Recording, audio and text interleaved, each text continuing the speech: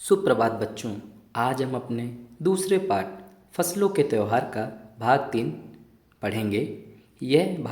इस पाठ का आखिरी भाग है। पिछले 2 वीडियो में हमने भाग 1 और भाग 2 पढ़ा और पाठ को समझा। पाठ में आए नए शब्दों का साथ ही साथ अर्थ भी जाना। आज हम तीसरा भाग शुरू करेंगे। तीसरा भाग हमें इस पैरा से स्टार्ट करना है जिसमें लिखा है दूसरी ओर।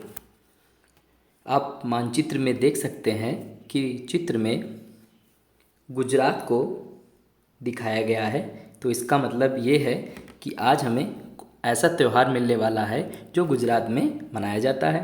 तो चलिए शुरू करते हैं। दूसरी ओर गुजरात में पतंगों के बिना तो मकर संक्रांति का जश्न अधूरा ही माना जाएगा। इस दिन आसमान की ओर यदि नज़र उठाएं तो शायद हर आकार और रंग रूप की पतंगे आकाश में लहराती हुई मिले। पतंगे का मतलब है काइट। प्रत्येक गुजराती चाहे वह किसी भी धर्म, जाति या आयु का हो, पतंग उड़ाता है। हजारों लाखों पतंगों से सूर्य भी ढक सा जाता है। आगे बढ़ते हैं। फिर आता है कुमाऊं। ये कुमाऊं जो डिस्ट्रिक्ट है ये उत्तराखंड राज्य में है। ये उत्तराखंड राज्य यहाँ पे दिखाया गया है। तो हम ऐसे त्यौहार के बारे में जानेंगे जो उत्तराखंड में मनाया जाता है। तो आगे बढ़ते हैं। कुमाऊं में मकर संक्रांति को घुघुतिया भी कहते हैं। क्या कहते हैं? घुघुतिया। मतलब कुमाऊं में कौन सा फसल का त्यौहार है? घुघुतिया। इस दिन आटे और गुड़ को गूंथ कर पकवान बनाए जाते हैं। इन पकवानों को तरह तरह के आकार दिए जाते हैं, जैसे डमरू, तलवार, दाड़िम का फूल आदि। डमरू आप जानते हैं जो भगवान शंकर बजाते हैं। तलवार, स्वॉर्ड, दाड़िम का फूल। एक पेड़ का नाम है, उसका फूल होता है जो कुमाऊं जिले में पाया जाता है। पकवान को तलने के बाद एक माला में पिरोया जाता है। एक गार्लैंड बनाया जाता है इन्हीं पकवानों से। माला के बीच में संतरा माने ऑरेंज, और गन्ने शुगरकेन की गंडेरी पिरोई जाती है। यह काम बच्चे बहुत रुचि और उत्साह के साथ करते हैं। एक गार्लैंड बनाया जाता है जिसमें भी जो पकवान बनाए गए हैं आटे और गुड़ को गूंथ कर उससे एक माला बनाई जाती है। उसी के बीच बीच में ऑरेंज डाला जाता है, गन्ने की गंडेरी छोटे छोटे तोड़कर पिरोया जाता है। यह काम बच्चे बहुत रुचि और उत्साह के साथ करते हैं। यह काम बड़े उत्साह के साथ बच्चे करते हैं। सुबह बच्चों को माला दी जाती है। बहुत ठंड के कारण पक्षी पहाड़ों से चले जाते हैं, क्योंकि इस समय वहाँ पे बहुत ज़्यादा ठंड पड़ने लगती है, इसीलिए वहाँ के पक्षी चले जाते हैं। उन्हें बुलाने के लिए बच्चे इस माला से पकवान तोड़कर पक्षियों को खिलाते हैं और गाते हैं।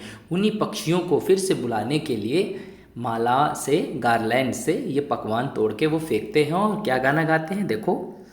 कौआ आओ घुघुत आओ, ले कौआ बड़ो, मकैद जा सोने का घड़ो, खा ले पूरी मकैद जा सोने की छुरी।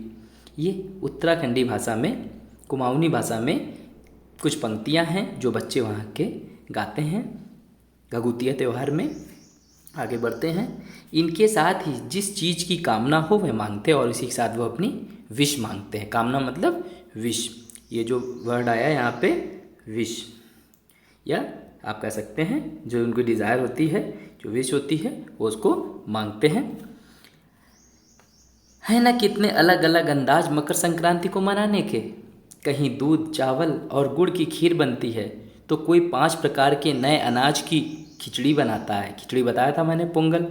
कहीं कहीं लोगों का सैलाब माने मॉब, बहुत सारे लोग जब एक जगह इकट्ठा हो जाते हैं तो हम उसको क्या बोलते हैं? सैलाब। ठीक है।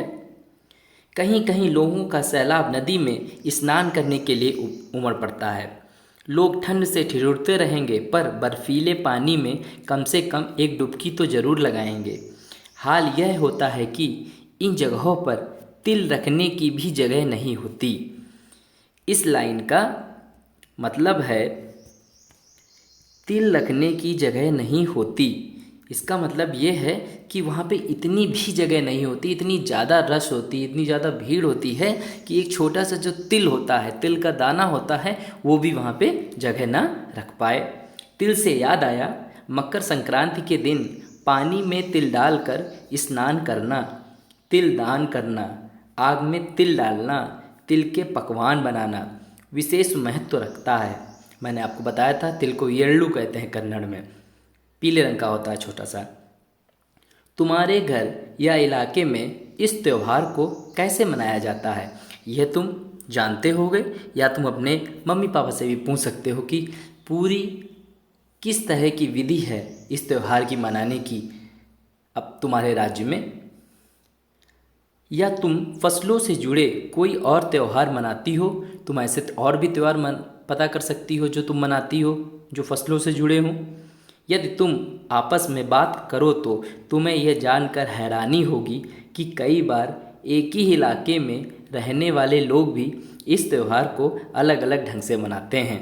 जैसे आप खिचड़ी मना रहे हैं तो कुछ लोग का मनाने का तरीका अलग होगा, कुछ लोगों का मनाने का तरीका अलग होगा। जब आप बातचीत करेंगे एक दूसरे से तो आप जानेंगे कि लोग किन किन तरीक़ों से इन त्योहारों को मनाते हैं। आज आपका भाग 3 भी पूरा हुआ। इस तरह फसलों के त्यौहार चैप्टर की पठन क्रिया पूरी हुई। अगर आपको अभी भी कोई शंका है, कोई डाउट है, तो आप कमेंट बॉक्स में उसे पूछ सकते हैं। आज के लिए इतना ही।